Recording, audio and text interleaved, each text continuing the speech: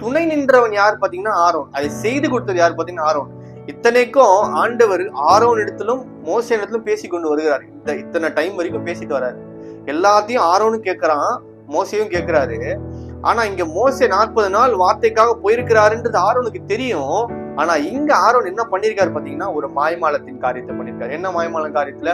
இங்க ஆரோன் எப்படிப்பட்டதா இருந்திருக்கணும்னா, மோசே 40 நாள் போயிருக்காரு, நீங்க எல்லாரும் அமைதலா இருங்க, தேவன் மோசே வர வரைக்கும் நீங்கள் காத்திருக்கணும்னு சொல்லி ஆரோன் நீங்க சொல்லாம, இங்க ஆரோனுக்கு கூட சேர்ந்து என்ன பண்ணிருக்கான், உங்க நகையெல்லாம் கழட்டி கொடுங்க, நான் என்ன பண்றேன், உங்களுக்கு ஒரு சிற்பத்தை செஞ்சு தரேன், அதுதான் நம்மள பலியிடுன்னு சொல்லிட்டு அதுக்கு பலியிடும்படி ஒரு தகன பலியையும் கட்டினானாமா.